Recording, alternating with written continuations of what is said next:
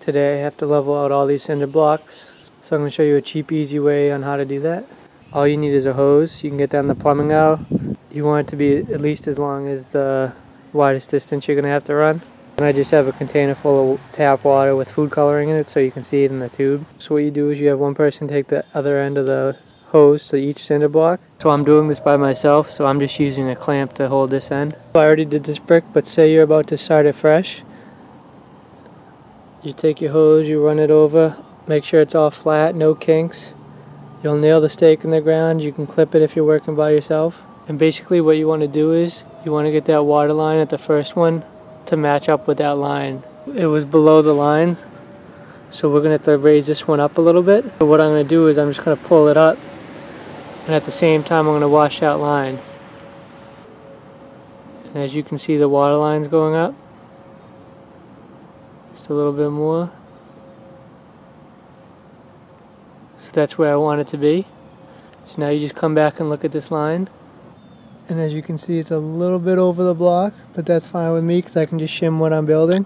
So that would mean this block is pretty much all set. And then you would just take the stake and the hose and just go to each block. So once you get the water line where it's supposed to be to match up with the one at the original spot, what you do is you put a brick there or whatever and see how high or low it is compared to that mark. And then you just dig a little trench, put some crushed gravel down, and then you put your first brick down.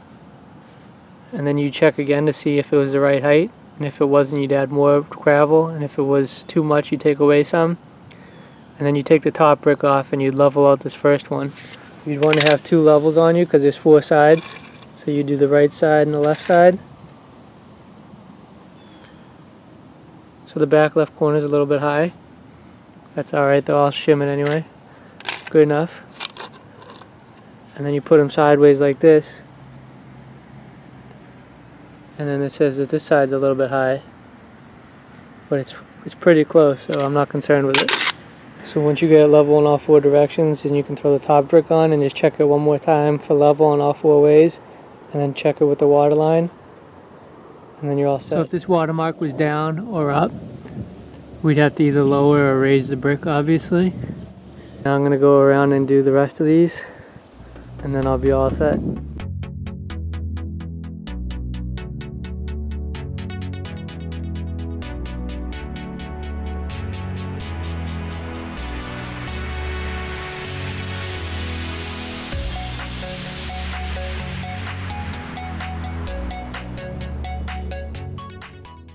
So here's a look at the setup.